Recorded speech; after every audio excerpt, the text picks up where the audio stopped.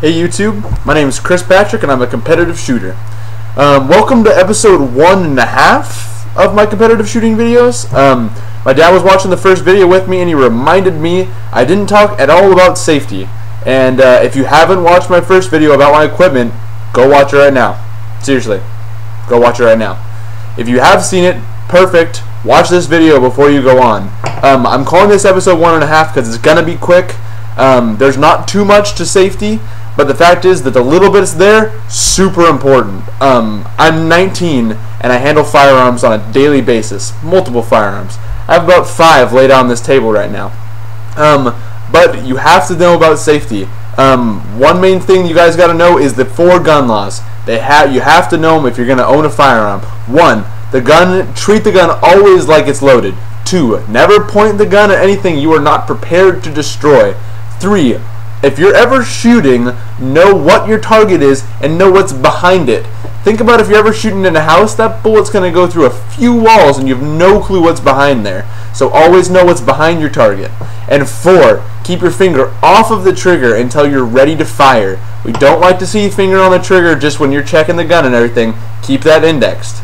So I just want to let you guys know what I do and how I'm safe.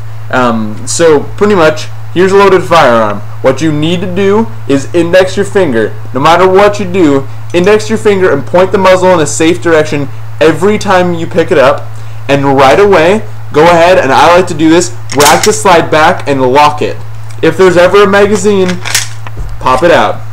There you go. You got it? So pop the magazine out, lock the slide back, look in the chamber. If you have to, have a visual, put your finger in there so you can feel the hole and look through the magazine tube. You should be able to see a hole. If there's a magazine in there and you rack the slide forward, you will put a round in the gun. Pull the magazine out. So once it's clear and you see that it's clear, go ahead and rack the slide forward, pick a safe direction, and dry fire the gun. This is super important. If you're ever going to be practicing inside, you need to make sure it's 100% clear.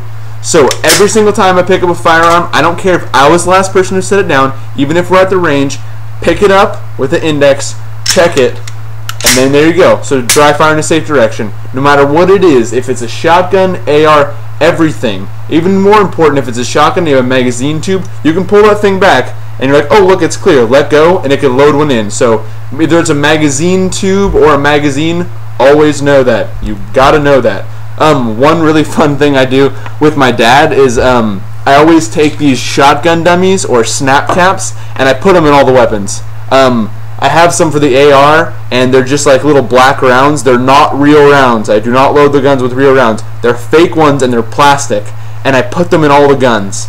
And I take a Smith & Wesson out and I load it up, and so it's pretty funny though, because I've seen him come out and, you know, every single time he's the same way. Picks it up, racks the slide, looks at it, and then it always surprises him when he sees a bullet fly out. Not a real one, but a snap cap. And so it's pretty hilarious. And I do it all the time, because if you train yourself and you know what you're looking for, you know what you're looking for, you know what it looks like if there's a bullet in there, and you know what it looks like if it's empty, that's perfect.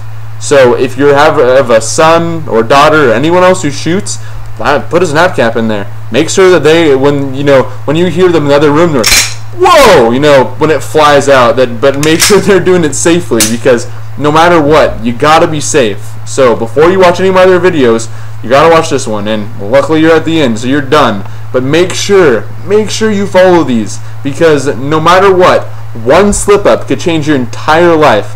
And I've never had a negligent discharge, and we both are going to keep it that way. We're going to follow these safety rules, and we're going to be 100% safe.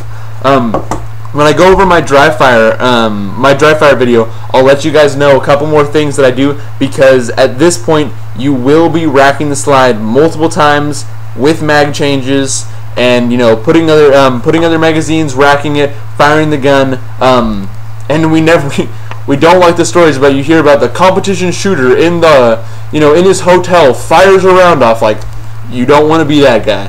So follow the rules and be safe. Alright, I'll see you in episode 2.